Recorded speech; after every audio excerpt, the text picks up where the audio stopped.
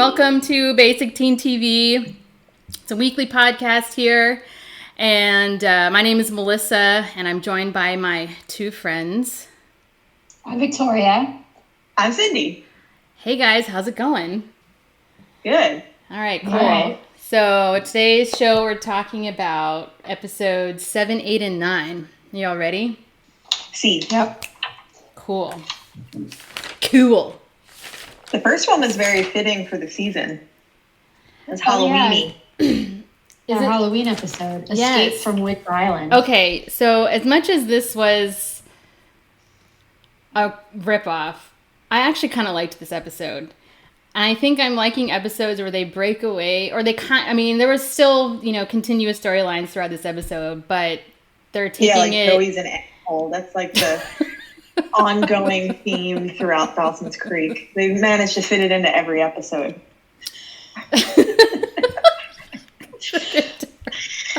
I hate her. So this episode was kind of a play on Blair Witch Project. Yes. So the other thing I kind of noticed about this episode, or it kind of reminded me of, I believe these two episodes were in season 1. I can't remember, Victoria, you may know. But I feel like the writers are really into horror film or horror genre stuff, because they've done one where there was a serial murderer who came to Capeside. And then they had that other episode, was it a Friday the 13th, where they did the seance at Dawson's house? Do you remember that one? I thought there was a second Halloween episode in 1 year. Right, because it came so soon after the serial killer one. So I feel like the writers like this horror suspense genre. I think they also know that kids like this shit. The other thing that they do over and over again is that they find ways for Dawson to turn a simple essay that he's supposed to do into some film. And I don't know how he gets away with turning in films when he needs to learn how to write a goddamn paper. It's like, come on, just write a paper. He's pretty one-dimensional, and he's like, I'm a filmmaker, end of story. And so then everything he does has to revolve around filmmaking. Meanwhile, he's probably illiterate from all of the fucking assignments that he's gotten out of over the years to make a film. Yeah, he never doesn't have to write. He can't read. He's just like, whatever, I'm just going to make a film. I'm an artist. I mean, maybe that's what we'll learn later. But he can't read. All these films were just an excuse for his illiteracy. It's a shame. All right. But so Blair Witch Project, did you guys see that? No. When it came out? I was obsessed. I wanted to see it so bad, but I was too scared. And at first I didn't know that it wasn't real. I legitimately thought this was a real film that was found somewhere. Wasn't the idea of the was that purposely leaked, that it ended up not being real, or was that something they went they on really talk shows and shit? Oh, when really? I first saw some of the actors on talk shows, I was like, wait, I thought they were dead. And then I was like, wait. Okay. All right. I see. So when when it was first marketed, it was supposed to be found footage, and you were supposed to think that for a while, but they think they couldn't keep that going for too long. And then it was released to be just fake. Okay. Like a mockumentary or whatever. Right. Yeah. I never saw Blair Witch because I am a huge chicken shit. I don't see scary movies. I don't go to haunted houses. I don't do any of that shit because I just can't. I can't take it. It's too much for me. We should get together this winter and watch Blair Witch. I bet it's far less scary. I'm sure. Than Cindy and I remember it being as teenagers, and then as it would be compared to anything that's out now that it's 20 years old.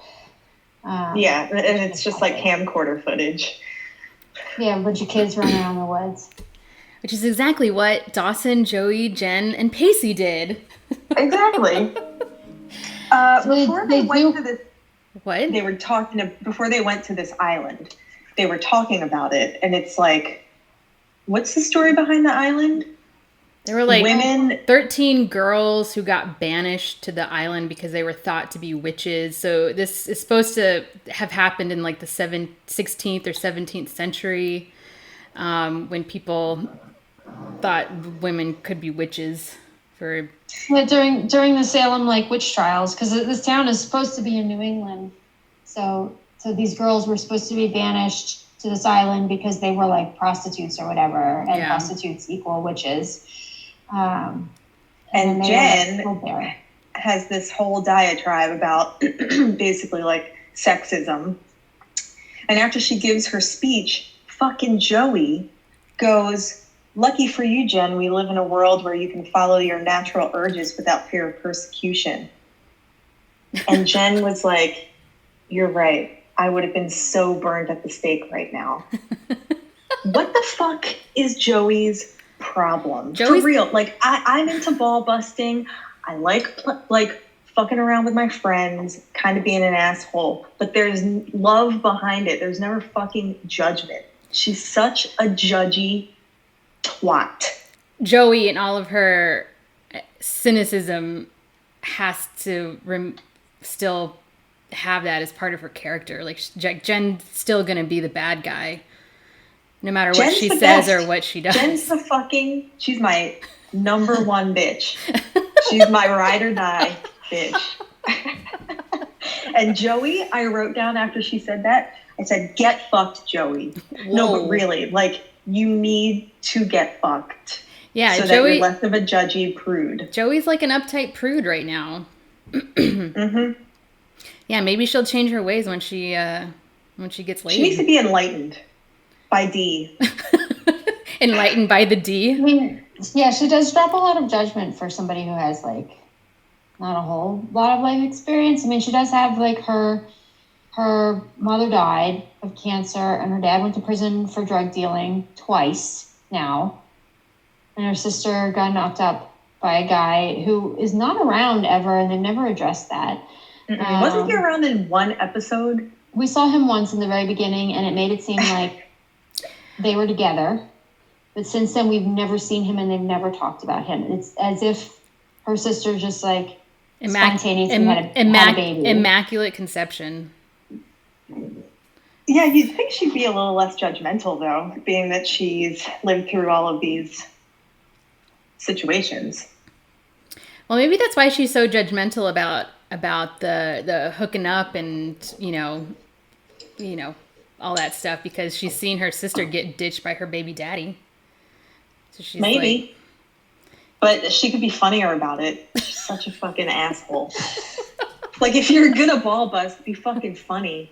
I mean, she's like she's super cynical and, like, judgmental for, like, no real reason. Yeah. She's just, like, always in a bad mood. She's always, like, a little bit of a sourpuss. She's always, like, really snotty. She is very snotty. She sucks. She sucks. Joey sucks. I mean, I don't have any strong opinions about Joey. I mean, she's whatever. I'm becoming very whatever about all these characters. Like, I don't have strong feelings about any of them. I definitely have, my strongest feelings are aimed at Joey and Dawson. I hate both of them. I am getting sick of their, like, the Dawson and Joey love story thing. Like, that's starting to, like, wane on me. I'm like, dudes, I agree. Just fuck or fuck off. But whatever you're doing, it's annoying. Stop talking about it. Ugh, it's so annoying. Analyze, and they're like, maybe we should give it some time, and then we'll come back together. And if it's destiny, and I'm like, what the fuck are you talking about? Yeah, you're like 16. Yeah. Yeah, I'm getting annoyed with it. I've never had a relationship be that complicated as a teenager or as an adult. I mean, I can remember that happening to me once, but it's only because I ended up developing feelings for my best guy friend. And he flat out told me he did not have feelings for me. And I was like, all right, well. Damn. Yeah, I mean, well, because it was getting so bad for me that I just had to tell him. And then he was like, I don't feel the same way. And I was like, shit. I'm like, all right, well, I can't really see you or talk to you right now. So we're going to separate just for a little bit. And then I had this one, it was my junior year in college, and I had my like final test or whatever. My final for this semester was I had to put on a gallery show. You know, I found a spot or whatever, and I went ahead and I invited him, and I remember he asked my friend Christina, who you guys have met, he was like, do you think I should go? And she's like, yeah, you should go.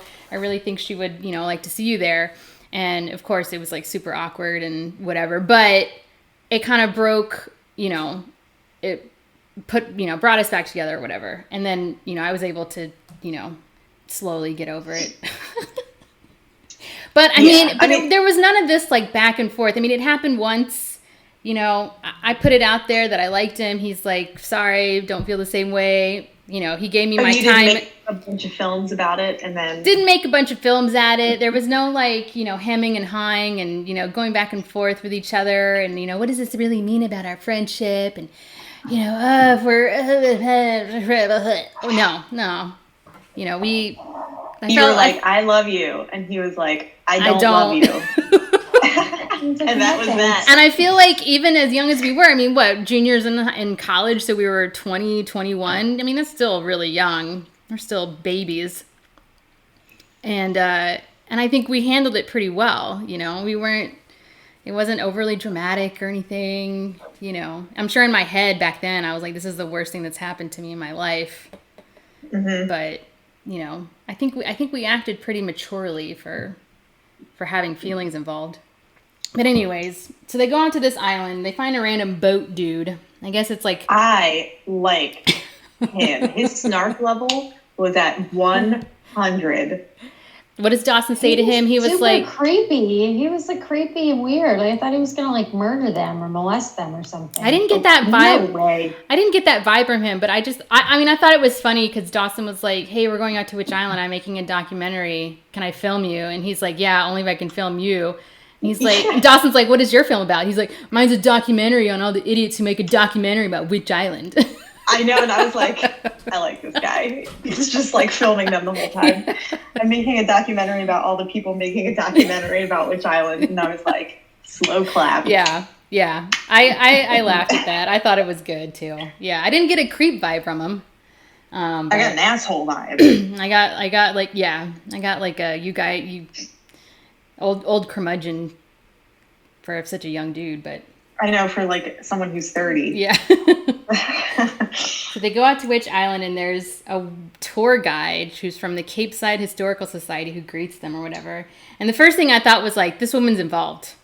She's like a part of the aura of this town. Like, she's saying that she's from the Historical Society, but she's probably just some crazy lady who lives on the island. Which she kind of turns out to be. Creep vibe I got from her. Mm-hmm. And she was like a little gift weird shop too. Yeah, because then she was like tell them all these creepy stories, and then she's like, you know, and then they were like, well, where's the haunted church? And they're like, well, it's in the woods, and we don't ever go in the woods, and don't go in the woods if you don't ever want to be like, if you want to like die there and never be found again. But there's a map in the gift shop if you want to go. Here you go. Yeah. And she like hands it to him. She's like, here you go. Have a nice day. She's like, here's your map. Bye. And I'm like, if the woods are really that dangerous, should you be sending teenagers into it? And she's a tour. They're going to do whatever the fuck they want. And she's a tour guide. Isn't she supposed to guide them around? Like, she just... Oh, she was adamant about, you know, she showed them the gift shop and the cemetery. And then she's like, that's the tour. And they're like, but there's a whole other island. And I hear there's a church and like whatever, this and that. And she's like, nope, that's all I do. And don't go into the woods because you'll die. Here's a map. Wait, what? One thing that I thought was so funny was like when she's giving them the tour of the cemetery, you know, and it's stated right in the very beginning, even before the kids get to the island, that this whole storyline involves 13 girls. There's 13 girls who've been banished here. And so she's giving them the tour of the island, and Joey's like, wait, there's only 12 graves. Where's the 13th grave? And the tour guide was like, oh my God, no one ever picks up on that. I'm like, so people in Cape Side can't count? Like, no one has noticed that before. Yeah, I was like, Joey is the Dawson first. Dawson can't count. That's for damn sure. Can't read or count.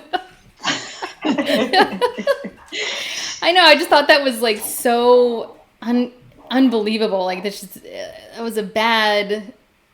I don't know. It was just bad. I was like, no one knows how to count past 10 in this town. Like, what's going on? Well, they're all filmmakers. I thought that part was really funny. There's also a cauldron in the gift shop. Oh, well, that's where, like, isn't that where Jen and Pacey whip up a potion to make the other fall in love with the other? Mm-hmm, like an elixir or some shit. Yeah. And I was like, what are they doing? What is this gift shop? Why does it have a cauldron? Yeah. Yeah, it's really strange. So, like, wait, is this when Dawson and Jen are Dawson and Joey are at the cemetery? Yes. And Pacey and Jen are at the gift shop. They're still in the gift gift shop. shop. They split up. Right, yeah. So at some point they like spontaneously cook up the idea that the two of them could be fuck buddies, basically. Right. They're like, we could have sex and with no strings attached. Because so then Jen finds like a book with like a love spell in it, and she's like, oh, I'm gonna whip up this love spell and see if it works. And then magically there's like all the ingredients for the love spell and a cauldron, a bubbling cauldron filled with dry ice for her to whip up this spell. And then she makes him drink it. And then the tour guide comes in. She's like, what are you doing? And I'm like, I'm sorry, if I walk into a gift shop and there's a And it's the only place I'm allowed to go on this entire island. And there's like, a cauldron. What is this tourist spot? I don't get it, because you're not allowed to go in the woods. You're not allowed to touch the cauldron. There's only 12 graves.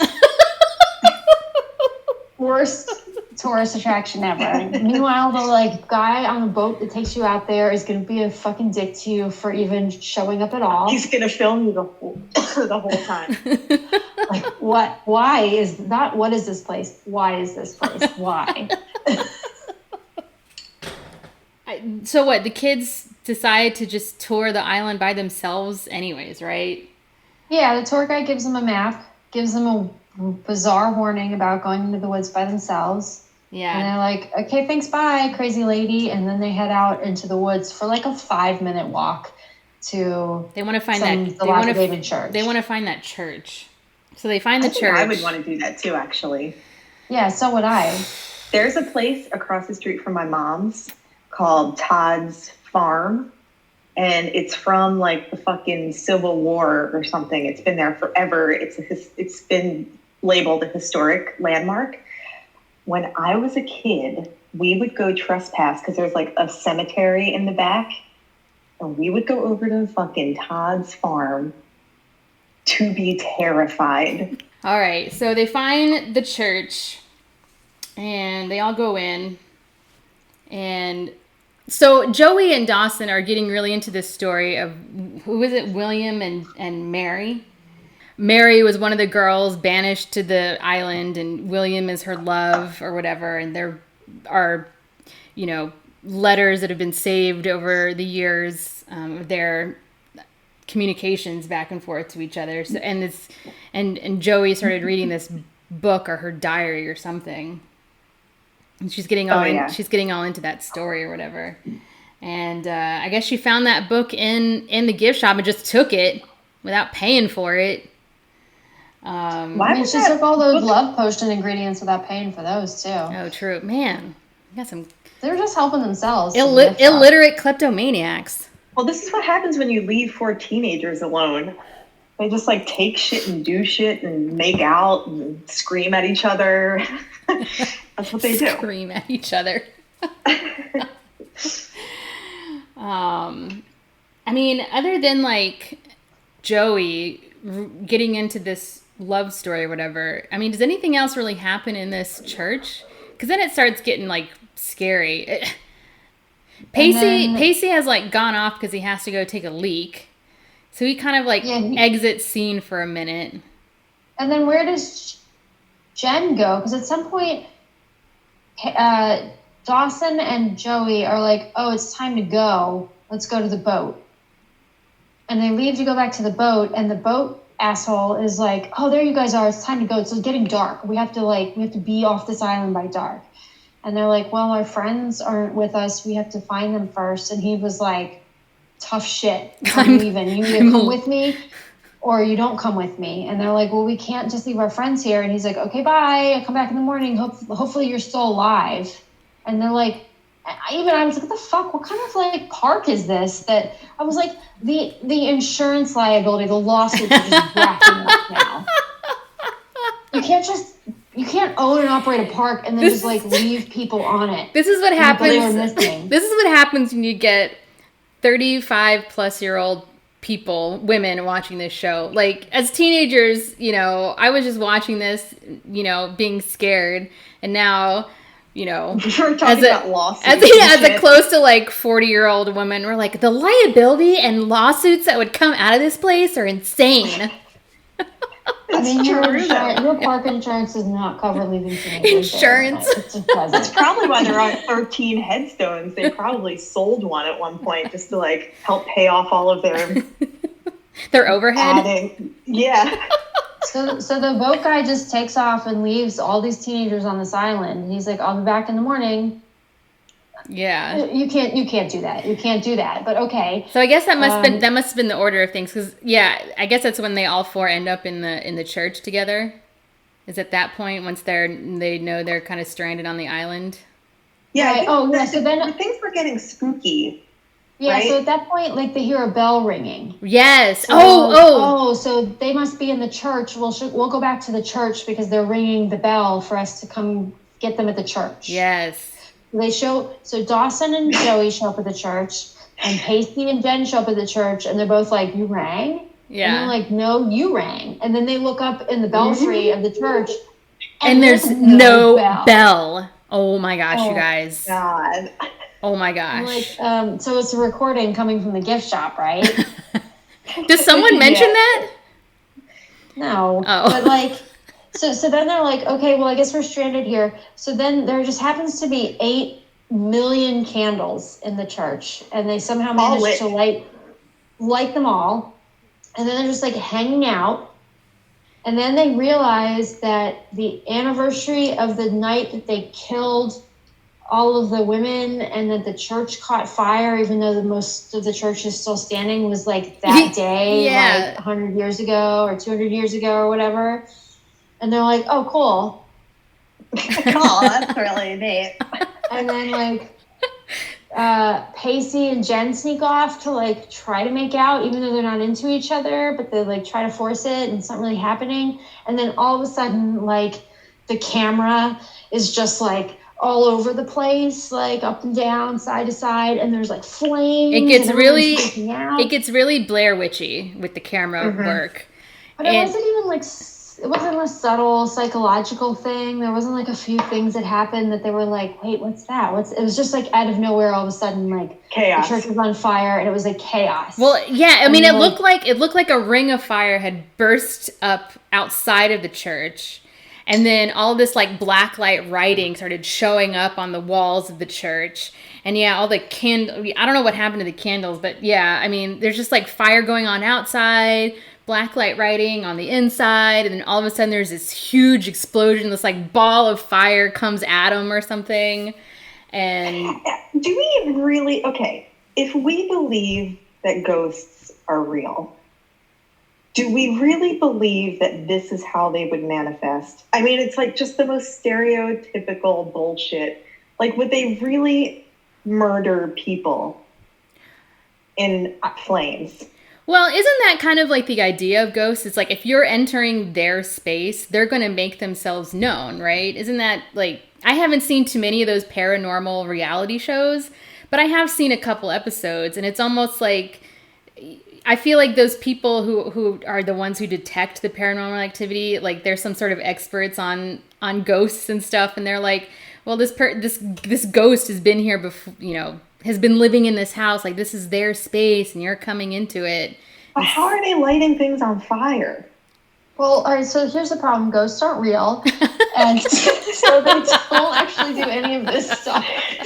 But I mean, for those people who do think it's real, I mean, they have whole reality show series dedicated to this subject.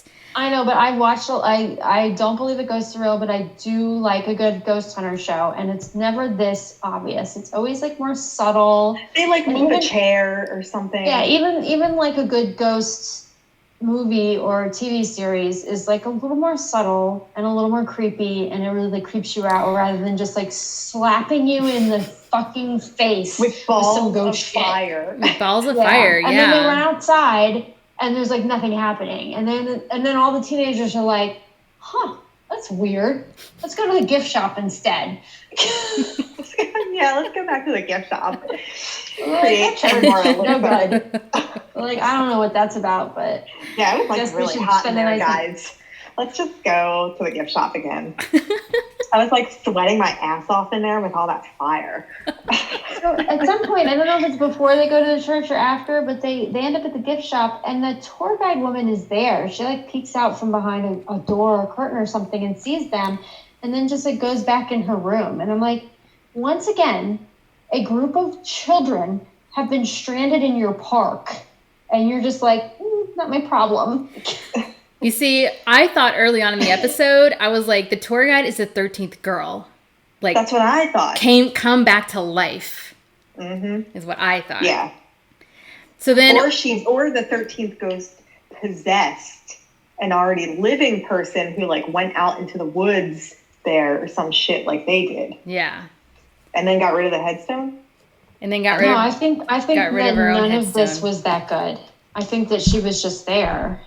Like, she lives on the island or something, which is weird because she was pretty adamant about how creepy it was after dark. But that's why like, I think I live in like an apartment behind the gift shop. That's why I think she's the 13th girl, because she lives out there. Yeah, why didn't she go back on the boat? Why didn't she go back? Yeah, I don't know. I thought it was weird. That's what I'm saying. Wait, what do you mean? You don't think the writers came up with something better than she just works at the gift shop? The genius writers of Dawson's Creek. But she never shows up again. What was the point of her? Because she lives on Witch Island. She doesn't leave the island. She's the 13th girl. She's been inhabited by a ghost. She just lives out there. Park Ranger's uniform. But she never showed up again. She like creeps on them back at the gift shop. Again, she's like, oh, there's a bunch of distressed children stranded in this park. Because she's a ghost. She don't care about them children. It's just weird. It didn't make any sense. There was no point to it. But I also thought that kind of weird shit should be like closed up at the end. Yeah, and it never saw her again. Well, so I also want to make a quick comment that the reason that there probably wasn't any subtlety in the whole fire and whatever happened in the church is because this is only going to happen in this one episode. So they had to make it a really quick, super dramatic event. It can't be subtle. Also, Dawson's Creek doesn't do subtlety. Yeah, and they don't do subtle anyways. True. What I also thought was really funny is that when they decide to leave the island, they just leave on a boat on their own. So, like, I don't understand, like, why they didn't do that in the first place. Yeah, or like why they were freaking out about the boat guy leaving them there. It's like there's another boat right there. And they all know how to drive a boat. They live in Capeside. They all have their own little dinghies. But when they went back, have their own little dinghies. There was just like magically a boat there that wasn't there before, and then they left on it. Did they say that? They were like, oh my God, look, there's a boat. It wasn't there before. Well, Victoria. I know, I'm waiting. None of it made any sense. The episode didn't make any sense. I was also like, they were like, no biggie about spending the night out there. I mean, their parents never missed them. Like, if I at 16 didn't come home. I mean, Joey doesn't have parents. Pacey's parents hate him. Jen's Graham's, she's probably like, I don't know what that Graham's is used to her hoeing around. Right, Graham's is used to her not coming home. And Dawson's dad has his head up in the clouds and up his ass, which is what you like to say about Dawson all the time. And his mom's not around either. So, I mean, neither of these kids actually have parents. It's so fucked up on Capeside. Actually. God. And these are supposed to be like semi-wholesome teenagers, but they're really all like somebody should call CPS on this shit. Yeah. For not doing drugs and not really drinking, they're so fucked up. Yeah.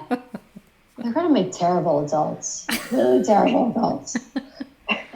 So they come back, so they get back onto the boat, and then the next thing we see is, like, Dawson showing his film.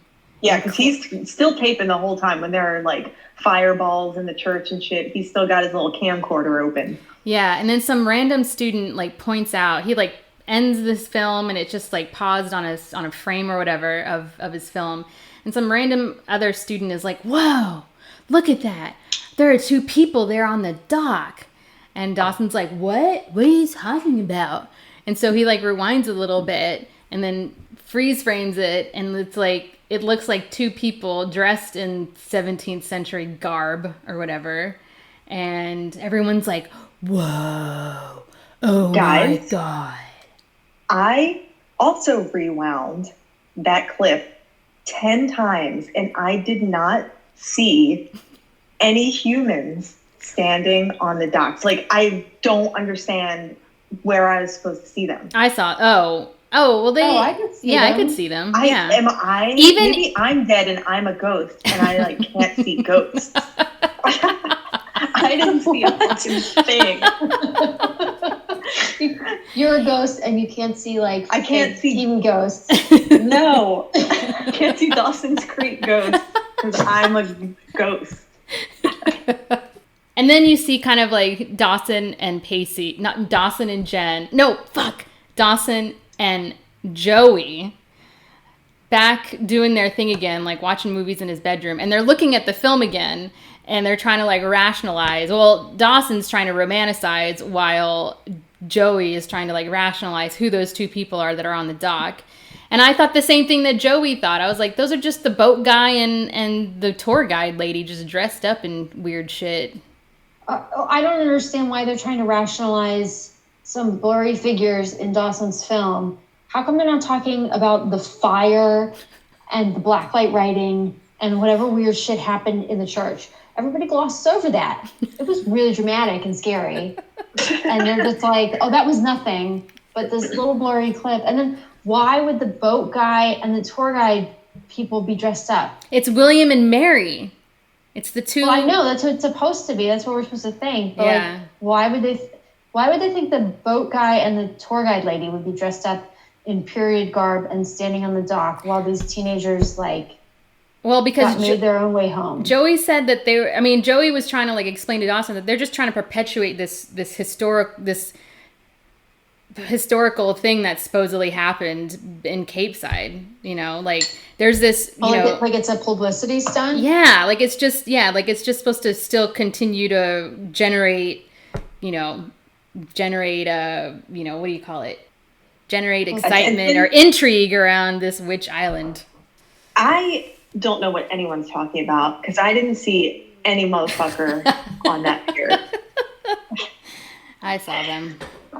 Maybe you are. It was like, I kept staring at it. Like, remember those books that we had when we were younger where it was just like crazy colors and shit, and if you put your face really close to the page and then pull it out, you can see an image? Yeah. That was me. That was the method I was using to try to see what clearly everyone else sees on this pier. You still never saw them? I still never saw them at all. I'm gonna go back. I'm gonna take a screenshot of that scene and I'll circle them for you so you can see. Outline them. Okay. With the pen tool. Okay. Like trace around them. Mm-hmm. All right, I'll do that. I just want to make note that we didn't see Jack at all in this episode, and Andy had a weird storyline where, I guess she's found guilty of cheating on the PSATs, so she's like trying to make up for it by rewriting the rules of conduct at Cape Side or whatever, and she becomes this like super annoying hall monitor where like towards the end of the episode it's like it's like a line of students waiting to get their demerits from Andy, and the Principal Green, shows up and is like, Andy, what the hell are you doing? Like, you can't do this. You can't, rewrite the rules of conduct. And he's also like, those rules were written like 50 years ago. Of course all these kids are in violation. Let them go. Oh, yeah. No, I have some quotes here for that. Ooh, Victoria got some quotes. She's trying to be popular. She was failing at that. Becoming the hall monitor does not make you popular. Never. Never. Is this the same episode or a different one? I mean, oh yeah, no. So there's a kid with long hair and sideburns. Yes. And she approaches him and she's like, Elvis has most definitely left the building. Good one, Andy. Good one. And then she hands him like a code of conduct, which is like a pamphlet. And she's like, no sideburns should be like 3 inches below the earlobes or something. 3 inches? That's a long ass. That's practically a beard. I mean, he had some serious sideburns. Maybe it was like 3/4 of an inch below the earlobe. 3 inches. That's what we call a beard. Only a beard when it meets at the chin. But yeah, she becomes some weird hall monitor thing. And I mean, it was just kind of like, if they're not going to have Jack in this episode, why do they need Andy in this episode? Like, I don't know why they felt that they had to come back to the halls of Capeside while there's this whole Blair Witch ripoff thing happening on Witch Island. I just thought that was so weird. And unnecessary. And it's unnecessary. not even like an interesting storyline. So it added nothing to the episode. If anything, it distracted, took away from Witch Island. Because I mean, I know we were all wrapped up in Witch Island. Yeah, I was engrossed. Yeah, engrossed. Yeah. Yeah, it made Andy just seem more like a... neurotic. Yeah. All right, so then episode 8, Guess Who's Coming to Dinner? We jump right from Halloween to Thanksgiving. The episode starts out with Jen and Pacey at the grocery store, and they're picking up stuff for Thanksgiving dinner. At what is Grands' last name? Ryan? I don't think I've ever known that her last name was Ryan, because everyone kept saying, "I'm so glad that Mrs. Ryan is allowing it." I'm like, who's Mrs. Ryan? Who is this? Who the fuck that? Yeah. Anyways, go on. Thank you. They're picking up items for that day, which I don't know about you guys, but shopping on the day of Thanksgiving, like a couple hours before Thanksgiving food is ready to come out, is A, never a good idea, and B, it's never that chill in the fucking grocery store. If you've ever forgotten anything on Thanksgiving Day and had to make a run, it's fucking chaos. And they were just like walking around talking about fucking and shit with their shopping cart. And then Jen does a thing that backs up my theory that Jen is my ride or die bitch. She is that bitch. She's my number one. Mm-hmm. She gives Pacey a hug, but she like farted. She farted? I thought she felt his. What happened? I thought she felt his. I thought she felt his pee. His pee or his D, whatever. I thought she farted, y'all. Pacey was like upset about something or whatever, and then they hugged, and Pacey was like smelling her hair, and then he's like, "Oh my God, you smell so good," and then he's like, "Oh my God," and she starts cracking up, and she's like, "I'm sorry." Yeah, I thought it was because he started to get a boner. I thought she farted. I don't think they would have her character fart. She would fart to make him. To make him. That's what happened. I think that is what happened. I was completely sober when I watched this episode. Usually, I need alcohol to get through the other ones, but I was absolutely sober, and I really think she like farted intentionally. No, I think that he was trying to because the whole point, he was complaining because she was like, let's hook up, because they're still like talking about being fuck buddies, but they can't go through with it. And so then he goes to meet her, and she takes him shopping for creamed onions, which I didn't realize was a product that you could buy at the store, but that's I don't even know what that is. Sounds gross. It's like milk steak. He's complaining that he's like, oh, well, you said we were gonna hook up. This isn't what I thought. And she's like, well, I have to do some shopping, so you're gonna come shopping with me. And then they hug, and then she just laughs, because every time they try to have any kind of intimacy, it's just like not working. Yeah. And he's like, she's like, I'm sorry. I don't think she farted. I don't think she farted. She totally crop dusted. And then he smelled it when he hugged her. What? Just rewatch it. I think you just really want her to have farted. I don't think she... I swear to God. Because I watched the scene a couple times because I was like, did she just fart? I think Victoria has it right. I think that Jen is just so, like, not into hooking up with Pacey that it just makes her giggle. Meanwhile, I thought that he started to get a boner, and she just, like, embarrassed him about it. And Cindy thinks that Jen farted. Man, so many interpretations of Dawson's Creek.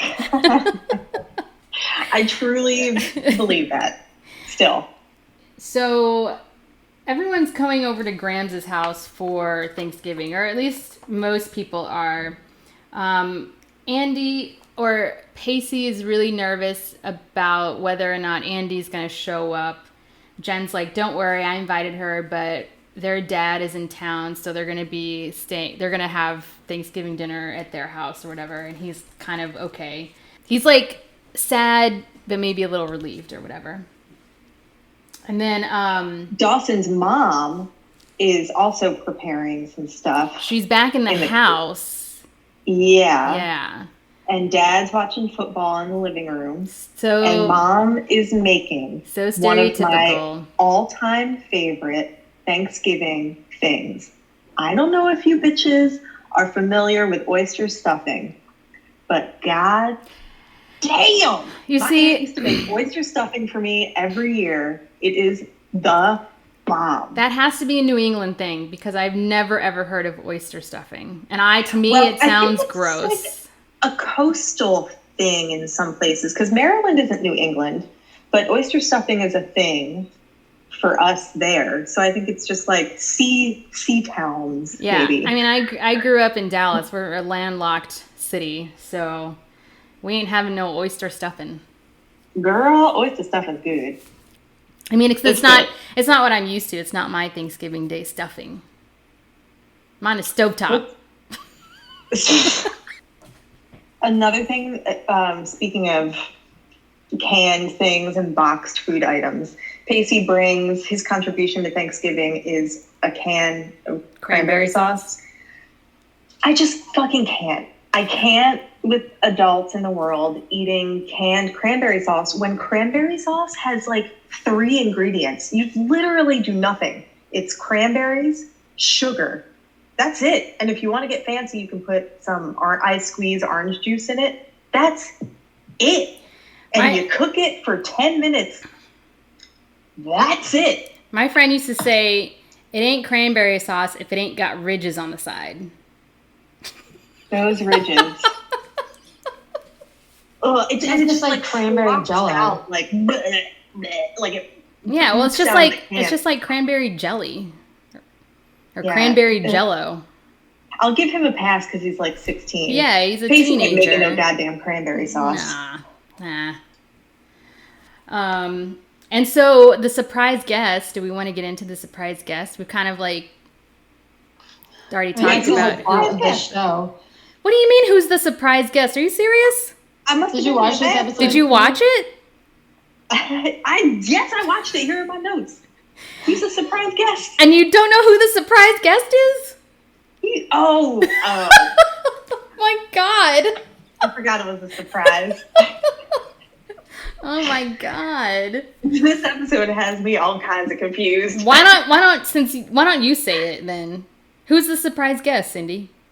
After Jen farted on Pacey in the grocery store, she comes home to find out that her mom showed up to Thanksgiving dinner. Dun, dun, dun. There were 2 surprises in this episode. 1, Jen's mom. 2, Jen's fart. Jen's crop dust. Surprise! Jen did not fart at the grocery store. I swear to God, she did.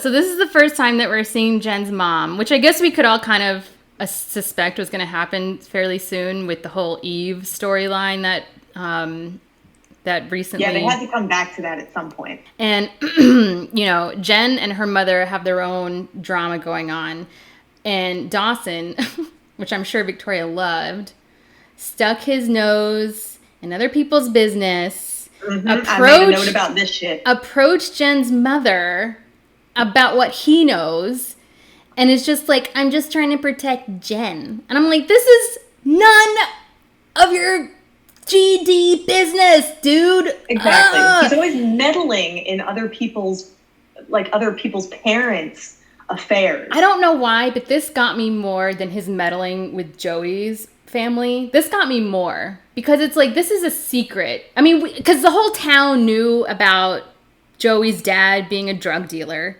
so it wasn't like it wasn't like breaking news to anybody, but like Jen not knowing about this half stepsister, and like, the fact that her mom is keeping it from her, it's just like, it's none of your business.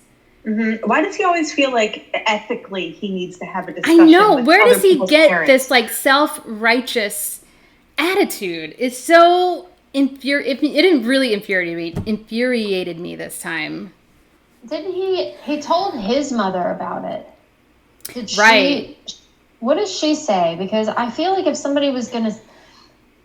So here's the conflict. Because, like, okay, it is a secret that she gave up a baby for adoption prior to Jen coming along.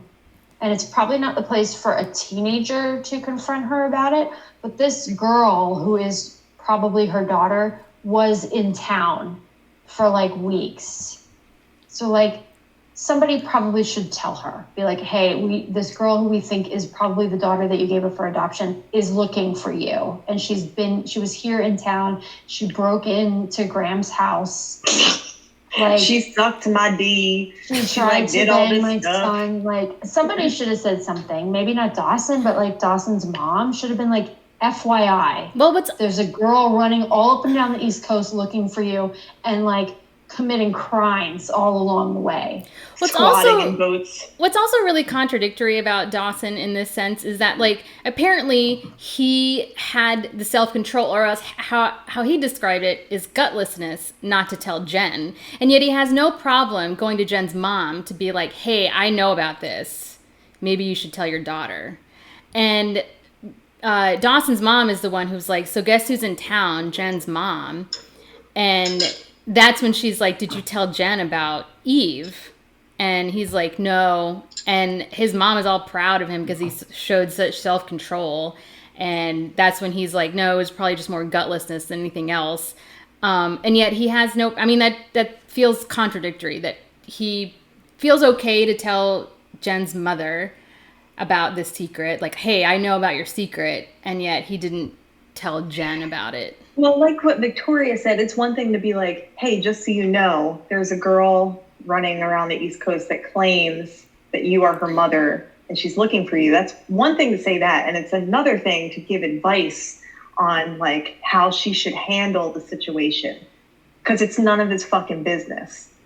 I mean, just as a teenager, I don't think that he should have said anything, even if he wasn't offering advice on how to handle it. Like, it's none of your business. It should have come from Dawson's mother. But then we wouldn't have the show Dawson's Creek. If like we wouldn't have normal, Dawson. responsible things took place on Cape Side. It's got to be like the craziest version of something that's so simple. So her mom ends up explaining to her, right, about this girl, and she we don't actually see that conversation. We see the aftermath of that conversation. Right? Yeah.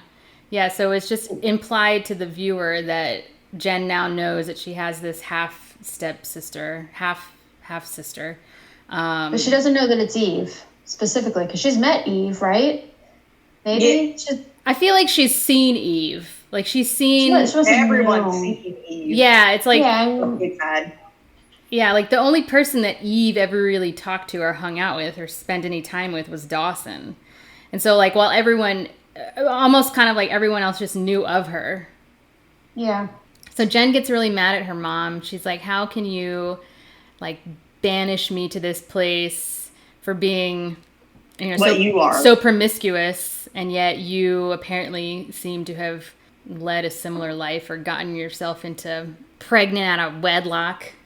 And then she like storms off. She like finds Pacey, storms off, and like drags him into a shed. The tool shed. To try and have tractor shed. To try and have angry sex with him. And he's all like, he's like, whoa. Back on, bitch. I ain't about angry fucking. That's basically what I said. Your roll, Jen. Yeah, I think this just proves that Pacey is Pacey is as much of a romantic as Dawson is. Like Pacey doesn't want to have casual sex. He really doesn't want to. I think he does. He just doesn't want to have sex with someone who's like a crazy monster demon at the moment. But I mean, the show kind of like wraps it all up in a pretty little bow. I mean, Jen's mom like leaves almost immediately after dinner, or after they have their little talk or whatever. They don't even like, it's very weird because they don't seem to like, I don't know. It's like they close it up with a tiny little bow, but then it's kind of like, well, wait, what about Eve? Is there anything else going to happen here? I would assume that we're going to circle back to that in another 5 episodes, right? That's going to go somewhere. It had to. And we all know that Dawson's Creek is like the best at addressing every single issue. Yeah. I mean, okay, so, Jack and Andy... But they resolve their issues. They do Jen kind of resolve her their issues, yeah. She's like, call me sometime, Mom. And I was like, wow, it's just years and years of, like, them not getting along or one person being upset and, like, grudges being held, and it's just all resolved on one Thanksgiving. Yeah, see? Tiny... Call me sometime. Pretty little bow. Yeah. Yeah. It's cool. So one thing that I mentioned earlier was like at the beginning was that it was kind of established that Jack and Andy weren't going to be showing up to Thanksgiving because their dad was in town. Turns out Dad got stuck back in Providence, work, business, something or other. So they do end up going over to Grams' house, and there's kind of a slightly awkward exchange between her, Andy, and Pacey. And Jack is just like, get over yourselves. You guys are idiots. I mean, there wasn't really a whole lot else that happened in this show, right? They played an Alanis Morissette song. Oh, really? From her second album. It was one of the worst albums that I've ever heard. And so it was like Jagged Little Pill, and then whatever the follow-up one was. And generally, if the first album that an artist releases is like really good, the second album is usually a dud. And this one was the biggest dud. Like, I loved Alanis Morissette, and I loved Jagged Little Pill, and I was so fucking excited for this album to come out. And then her only hit on this album was that song, Thank You, India, thank you. You know that? Remember that song? What is it? Thank you, India. India. Thank you, Cinnamon. Thank you, India. Those are the lyrics. Thank you. Was that the song that they played in this episode? No, they played another song from that album, but that was like her hit from the album. I remember whatever song they played. I was like, oh, Alanis Morissette, and then I was like, oh, like record, like nails on a chalkboard. I'm like, it was so bad. It was like one of her most grating songs. Wow. And it was like when they were like sitting around the campfire drinking juice or something. So it was at the end of the episode? Yeah. It was like the emotional... Bringing the gang all back together. Yeah, I don't know what that word is. Like the exit, the emotional exit. Emotional exit. Is this the gesture for the word though? Yeah, when you're just like, you do like a pan in and a swoop around and then you pan away. Or you just pan into the fire and then the episode's over while you play a really shrill Alanis Morissette song. Wow, I didn't even How about getting off of those antibiotics? That's all. That's actually your best impression today. What do you mean? I mean, all my other ones are like really good. Way better than London Town. London Town, that's where I live. All right. Episode 9. 4 to Tango. 4 to Tango. We're going down the ocean to Tango. So to the Poconos to Tango. Listening to anyone from Maryland say Poconos is the most hilarious thing. Yeah, we're going down to Poconos. Poconos. All right, 4 to Tango. Let's talk more about Cindy's childhood. It's way better than Dawson's group. My twisted fucking childhood. Okay. How come Dawson's Creek podcast always becomes some sort of like quasi-therapy session? I mean, we're talking about high school drama, so it just brings up all your high school and college experiences, I guess. I don't know. It's very true. Speaking of which, I loved Crash Bandicoot. Pacey was playing Crash Bandicoot. I mean, he wasn't. He wasn't. I mean, he wasn't, but, you know, that's what he said. He claimed he was. So is that how the show opens with Pacey and Jen making out on Dawson's bed? So whack. That's rude. That's so rude and weird. As much as anyone may not like Dawson, like, you don't do that. You just don't do that.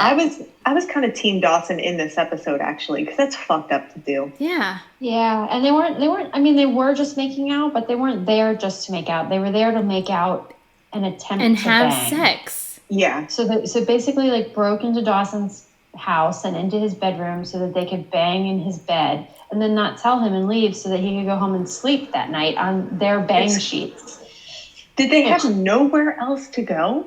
I mean, that's what they said. That's what they said. They were like, this is the best place because, you know. It's just my best friend's bed. This is like the best place for us to have sex. Well, let's also be clear too. No one really breaks into Dawson's house because he has that ladder and his window is open all the time. So anyone theoretically can go up in Dawson's bed and have sex, I guess. Except Dawson. Yeah, it's not like they picked a lock. They just both climbed up a ladder and like let themselves in. Yeah. Dawson. That's why you need to create boundaries, man. Yeah. You can't just like be letting anyone climb into your bedroom window at all hours. Let's establish some boundaries here.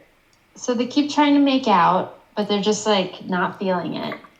And I don't know why they keep pushing this. This is like episode number 3 that they're like trying to hook up and it's just not working. I'm like, you guys aren't attracted to each other. Just let it go. Yeah. But they're like, no, we're gonna get some kind of spark and then we're gonna bone with no feelings. And I'm like, well, you have so few feelings for each other that you can't even kiss without like laughing and being weird. So just and farting and stuff. So maybe you two just like it's not meant to be. No one is farting, Cindy. Only you. God, I wish they were. So Dawson comes home in the middle of the day and like they hear him coming and Jen climbs out the window and Pacey pretends to be playing video games and Dawson walks in and he's like, the fuck are you doing in my room in the middle of the day? Like, why aren't you in school? And he's like, why are you in school? And he's like, because I had a dentist appointment and now I'm going to school. What the fuck are you doing here? And he's like, nothing. And he's like, why are you only wearing one shoe? And he's like, oh, dumb, stupid me. I don't know. Just Pacey being Pacey. I always play Crash Bandicoot with one shoe off. Duh, that's how everyone plays. And then Dawson comes home later that night and is like tidying up his room and he finds like an unopened condom on his floor and he's like, like what was Pacey doing in here? So now he's like starting to like pay attention. Yeah. Because like he thinks Pacey was like trying to bang somebody in his room. Right. And his suspicions were correct. I'd be pissed. 100% correct. Yeah. Yeah. In between all that, Jack has printed out I thought it was funny that he printed out all these emails.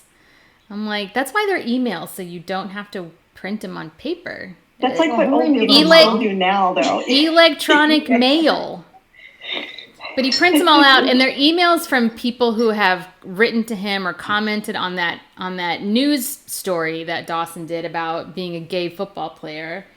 One of the letters is highlighted by Andy. She's like, "Oh, look at this guy. He's gay, and he understands where you're coming from. It's all happened to him before." So she pushes on Jack to try and like get to know this guy, and reply to his email or whatever. And they're like, Ben Street.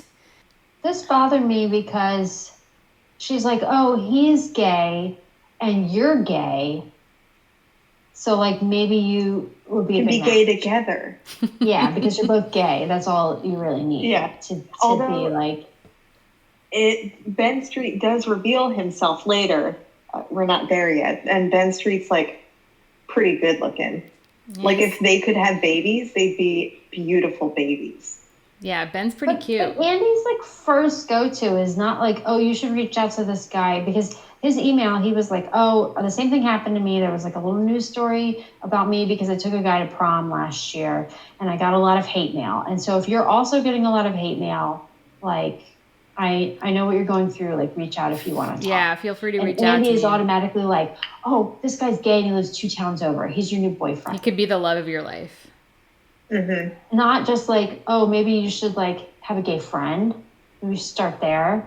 Or just try to date, or just like reach out. But I mean, like Jack, I don't know. Jack tells her like right off, like, I don't know if I'm ready for this yet. Like, the moment that I go out on a date with a guy, I mean, not only am I gay, but like I'm really gay. Like I'm just like I don't know. He's still having issues with being gay in the world. And Andy is just like pushing this on him, and she's not understanding that he needs to take it slow. But he kind of falls for it anyways. So this whole idea of internet dating or online dating is what they're playing at here. I guess in 1999 it was really new, really taboo. I just think about how much has changed. Oh, I know. Since then, they were like in the library using those old Macs, the ones with all the different colors, the orange ones, look the like blue the ones, bubble, or whatever. The bubble, yeah, the bubble big Macs. Bubble Macs. And this chick walks by, and she was like, "I dated a guy from the internet once." Okay, hideous. Was that a fellow student or was that the librarian? I think that it was an older woman. Yeah, I was kind of like, why is an older person interjecting here? Like, I kind of thought that woman would have been like, shh, you're in the library, like, be quiet. But no, she's like, I met a guy online once and he was hideous. I was like, it's kind of weird advice to be giving teenagers when they're not even doing schoolwork. They're like on... Yeah, they're on like AOL IM, like chatting. Yeah, I was just like Budinsky on like some rando's love life. Yeah, I was just like, but they do make a big show about internet dating, which is funny because now I'm just like Tinder swipe. That's how everyone swipe dates now. It's solely the internet. Yeah, it kind of reminded me of like my first like I can't say that word. My first ventures into online dating. And like, I remember being embarrassed to tell people that I was online dating because it was like it almost was like you were seen as, I don't know I'm not good with my words tonight. Like it was just very, it used to be like a loser thing to do. Like it was you have to rely on that. It was your most desperate option. Like you were desperate, you were sad, pathetic that you had to go online to find dates. Like you can't meet a person in real life. Like what's the matter with you? It was like a newer version of like the classifieds. People used to put ads in a newspaper to like find dates or whatever. Yeah. It's just like people who have like no social skills and can't just like go out in the world to find dates. Yeah. Now the whole world, not that it has become a norm, but I think the whole world has lost its ability to have social skills. And now that's all you do is meet online. Mm-hmm. Yeah. I mean, nobody like talks to each other at bars or whatever. Like, you just talk online. I can't even remember the last time a man approached me. Me either before that. Before or after COVID. I mean, we're not after COVID yet, but I mean, I will say generally they don't in New York, but I think when you go to other cities, I think people approach you more often. Yeah. To hit on you and stuff. Yeah, I will say that like my last boyfriend I didn't meet online, but he wasn't a random either. He was a friend of a friend. So, but yeah, I can't remember the last time. I don't think I've ever had.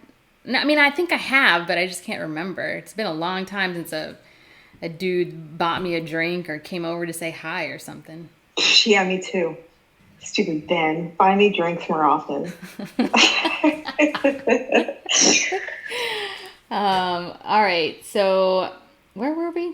Oh, so yeah, Jack's struggling with that whole thing of being more and more comfortable with being gay, and he's talking to Ben Street on IM, and then Ben Street sends him a photo, and the photo takes like 15 minutes to load. It loads like first it's it like loads in layers, and then there's like more and more shadow like as like layers pass down. Like I've never seen, even in 1999, I've never seen a photo load that way. But they're like waiting for like 15 minutes for this. They're like, oh, it's coming through. It's happening. I'm like, what the fuck? And Ben Street is cute. Yeah, he's very cute. Mm-hmm. So Andy still pushes Jack, like, just go for coffee. And he's like, fine, I'll set up a coffee date. So he does. Meanwhile, Pacey gets called into the counselor's office because he's failing again. And I wrote something down. The guidance counselor tries to, like, relate to him by, like, saying, like, if it's a girl, don't let it, like, bring you down. Just be... Why are you making him sound like a stoner? I didn't think I was. Don't let it bring you down, bro. I didn't think I was. This guidance counselor looked like he was a solid year and a half older than Pacey. Yeah. They just like put him in like a jacket and a sweater vest, and they're like, "You're a guidance counselor, even though you're the same age as the student." Yeah, that actor was probably the same age as Joshua Jackson at the time. Yes, definitely. So he's failing math, he's failing trigonometry, and he convinces Joey to tutor him. And Joey's like, well, and Pacey's kind of like, well, I'll do whatever you want if you'll just, tutor me in math or whatever. And Joey's like, oh, all right. You're gonna come tango with me. Joey is all about scholarships. I mean, that's not the right way to say it. But of course, she seems to be the only character who's trying to get out of Cape Side. And, financially, the only way that that's going to happen for her is if she can win all sorts of scholarships. And so there's some sort of, like, dance scholarship awarded. Yeah, that was a little confusing. Yeah, that didn't make sense to me. So I was like... And no other students are taking advantage of this? It's all old people? Yeah. So, all right. So she tells Pacey, like, all right, I'll tutor you in math, but then you have to come be my dance partner or whatever. And that's where Dawson starts to, like, get the sense that... So this is after he's found the condom, and he sees... Right? I think so. Yeah. He sees... He knows Pacey's kind of been being, like, a flake lately, because Jen comes to the video store, and she's like, oh, what are you doing here? I thought Pacey was supposed to be here. Oh, she calls it Human Growth and Development Project. Is what they're working on. That's how Jen describes, like, why she's looking for Pacey. I think it was like... Oh, yeah. Yeah. She created a euphemism for sex. Smart. But, yeah, then Dawson's like, yeah, I don't know, man. He's been being such a flake lately. I found a condom. And Jen's like, oh, have you talked to Pacey about it? What did he say? No, Pacey's been dodging me. Like, I don't know. And then he sees Joey and Pacey walking and being all chummy together. And I could see the thoughts rolling in his head. He's like thinking that Pacey and Joey are having sex. And his jealous tendencies are all floating to the surface. Mm-hmm. So Dawson suspects that Pacey and Joey are hooking up. Are banging. And so then Jen is, for some reason, at the video store helping Dawson set up a window display. And they're in the window of the video store, and they see across the street Pacey and Joey like going somewhere. So they follow them, and then they see that they're taking ballroom dancing classes, and then they're really confused. And then the dance teacher sees them and is like, okay, get out there and dance. And they're like, no. And she's like, yeah, get out there and dance. Can't walk in here without dancing. So then they start dancing.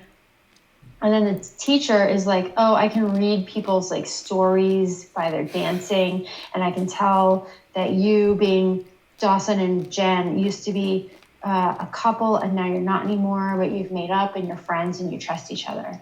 But like these two over here, referring to Joey and Pacey, that they're like, they have some kind of weird budding romance and they're awkward around each other, and there's like a lot of angst between them. Why did she say this shit? Why did she do this? What is this? Fucking sure. And also, again, this is a grown adult woman talking about teenagers. Mm-hmm. She says, and I quote, the dancing doesn't lie. And so they're all upset. So then she's like, okay, we're going to play like instead of musical chairs, we're going to do musical dance partners. So everybody dance around, and then when the music changes, you just switch partners. So then the four of them like go between dancing with each other so that they can like discuss their issues.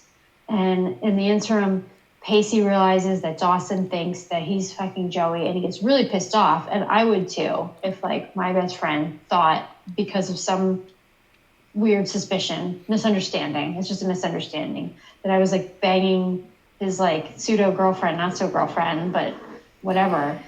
And like tells him off. And it's like, you know what? And then once again, I think Pacey is my ride or die, because he's like, you know what, Dawson? Not everything is about you. Not everything's about you. Although Pacey should not be surprised at Dawson's assumptions. It's like this is where Dawson goes all the time. But it was whack to bring a condom and try to fuck someone, regardless of who it is, in your best friend's bed. That is quite interesting that Dawson didn't even care that there were about to be some people having sex in his bed. He was more concerned about, the fact that, which you would thought would have made him even more pissed, that he was about to have sex with his ex-girlfriend, like that Pacey was going to have sex with his ex-girlfriend in his bed. But all he's worried about is the fact that it's his ex-girlfriend, like, period. Like, he doesn't care about the sex. But, like, the act of sex happening in his bed, he's more concerned, like, his best friend's going after his ex-girlfriend. Which is not the case. Put him in his place. Pacey always does. Mm-hmm. Yeah, Pacey does this on a regular basis. He, like, dishes out some reality. Always has to give Dawson a fucking reality check. Mm-hmm. Victoria hates Dawson so much. I hate Dawson. He's the fucking worst. He's the worst character. Man, both y'all have ride or dies. I don't have a ride or die in this show. You gotta get one. You gotta get a ride or die. Otherwise, what's the point of watching the show if you don't have a ride or die? You gotta pick a favorite. Mm-hmm. Mine's Pacey. Mine's Jen. Pacey's number 2. They can ride or die in the backseat, both of them, with me. In the backseat. You can die in the backseat. I mean, I don't know. Maybe we'll figure it out. I haven't found it yet with any of these. You're not feeling it. You're not feeling it. Nah, I'm not feeling it. Pacey's I don't think Pacey was correct in breaking into Dawson's house and banging his friend in his bed. But I do think he's correct in putting Dawson in his fucking place, because Dawson always jumps to the worst conclusions, and everything is always about Dawson. And they're always selfish worst conclusions. It's the same conclusion every time too, also. It's the same conclusion. It's always about Joey. Yeah. He doesn't even want to. Joey, on the meantime, has tried to confront him about like where they are and like what's happening with them, because like Joey kind of wants to get back together. Yeah, Joey's a confusing, selfish asshole in all of this. I mean, she's getting worse and worse. I used to not have a problem with her, but more and more I'm just like, ugh. She's just getting worse and worse by the day. I mean, they all suck. I think that Pacey could just get some better friends. Yeah. But so she's tried to confront him about their relationship. I think it was like 2 episodes ago. And he's like, what, he's like, I thought we were taking some time. Let's just see where it goes. What is that? What are you fucking talking about? Like, that's like a nice way of saying fuck off. I mean, their whole back and forth. I mean, to me, it's starting to not make any sense. It's like, I'm getting confused now. Yeah, too. Like I honestly thought that like Joey was starting to have feelings again for Dawson, but I guess she's not. Like she just wants their friendship to be like it was. She in the Witch Island episode, she's just kind of like, I feel lost without our friendship, and it makes me sad. Mm-hmm. So then, I guess we're supposed to. Another one thing she said on Witch Island. I didn't get a chance to address this. She said this to Dawson. She was like, do you even know anything about my life? Do you know about the bed and breakfast? Do you know how I did on my PSATs? And then, Dawson is... the same thing with Dawson. He's just kind of like, I thought we were taking time. But then he gets all pissy when he thinks that someone's trying to move in on his ex-girlfriend. And it's just like, how? Well, it's just, I'm over it. I'm over it too. But then Pacey said some shit to Dawson. He's like, look at her, meaning Joey across the room.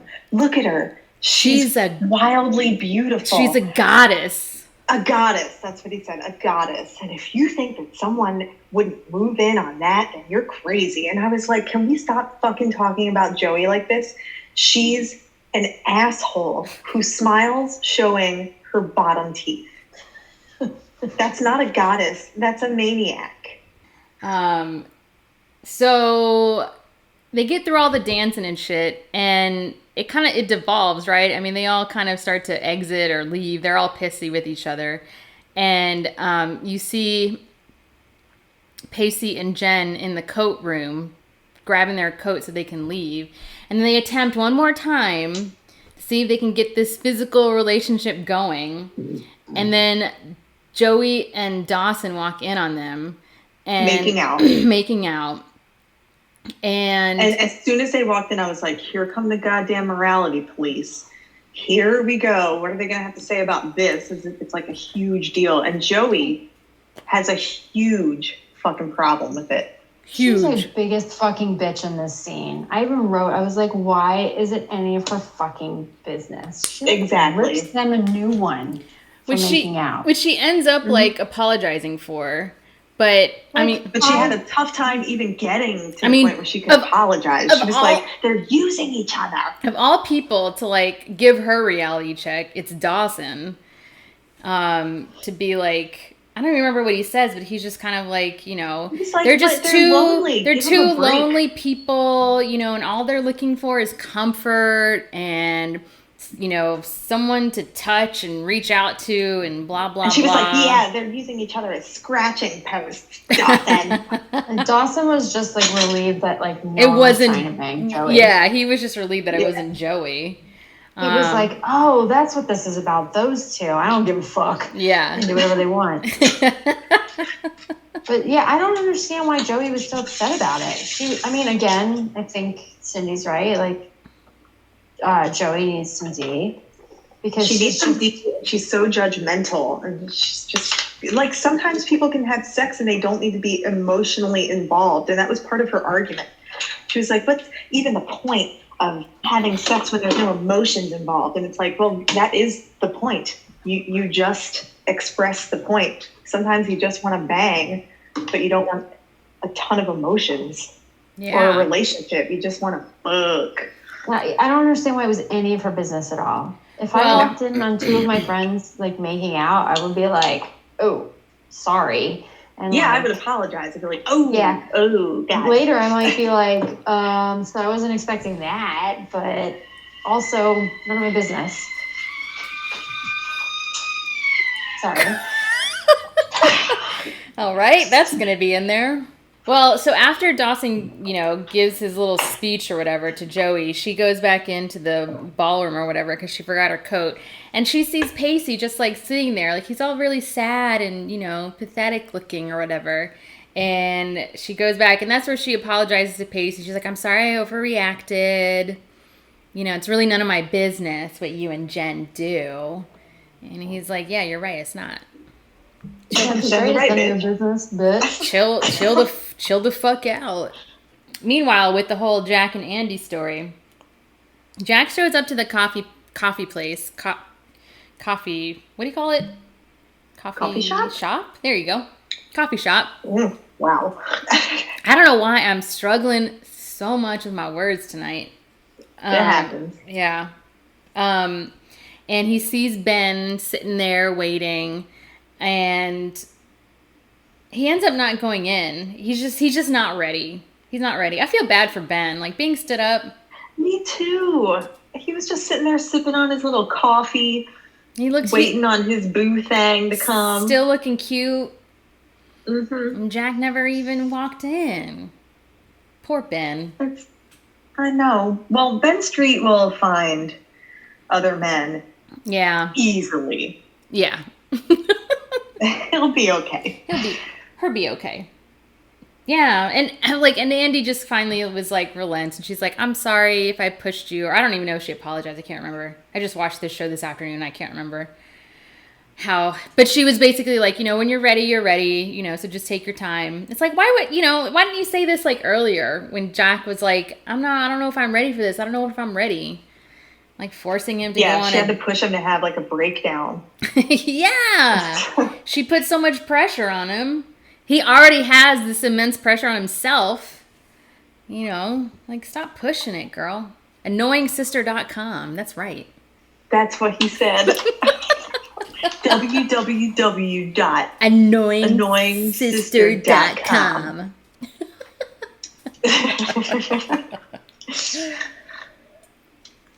And that's kind of how it ends. I mean, I feel like there was no like a cliffhanger or any sort of like lead into the next episode. Was there? Am I missing anything? No, it's kind of a lame episode. It's kind of a lame episode. There was no scholarship, so that whole dance class business was bullshit. Yeah. Mm-hmm. The dance class has run into some tough times, so they can't offer the scholarship anymore, or at least this year. And Joey's like, "What?" It was a $1,500 scholarship, by the way. BT Dubs, $1,500. What's that going to get you? That's going to get you the meal plan. The books? Yeah, I was going to say, not even the books, probably. One book. Couple books. Yeah. That's like a meal plan for a semester. Yeah. Poor Joey, too. She tries every single scholarship opportunity, and she hasn't gotten any of them. Well, she's been hustling. She's hustling her way right out of town. She needs to go work at the strip club. She really wants to hustle. Yes, she does. Mm-hmm. That would enlighten her. She'd be less judgmental, and she'd be making those dollars. Mm-hmm. Yeah, she could get out of town real quick if she just puts in, 18 months at that strip club. She's set. Yeah, take some pointers from Eve, man. Live that Eve life. Squat in some boats. Live that Eve life. All right, guys. So that was it. Episode 7, 8, and 9. Woohoo! How many episodes are in this season? Oh my Probably gosh. like 50. You ask me this every time. Let me see if I wrote and it. You know the answer. The answer is always like 30 112. Yeah. You really want to know? I know, there's 23. Oh, you're looking it up. Well, the episodes are just so slow, and every other episode is filled with bullshit. This season started off with such an insane bang. It was like stripper parties at the house, constant sex talk, and then it's sort of just like, you can't start off that strong and maintain it. It just fizzled. These kids are wild, man. Teenagers in 1999, I think, had still even a longer attention span than teenagers do now. Definitely. Yeah, no, now if you watch anything that's more than 6 seconds, it's done. Yeah. Mm-hmm. Thanks, TikTok. Or 16 seconds. Yeah, whatever a TikTok or Snapchat, story is. Stories. All right, guys, let's do our official sign-off. Thanks, guys, for taking a listen. This has been Basic Teen TV. Be sure Thanks, to... guys. Thank you, India. Thank you, Cinnamon. Thank you, podcast. We're on Instagram at Basic Teen TV. We have a website, www.basicteentvpodcast.com. Leave us a rating and review on the Apple Podcasts. Tell your friends. Tell your friends. Really have any followers. Tell your friends. We don't have any friends or followers. We don't have friends. So it probably means we don't have followers. But if you want to be our friend, like IRL, come find us. We'll be outside somewhere wearing face masks. My name's Melissa. Yeah. I'm Victoria. Oh my God, why do we still not have this down? It's so hard. I'm Cindy. Okay, bye. Bye. Bye. God, holy shit. That's so tough for us.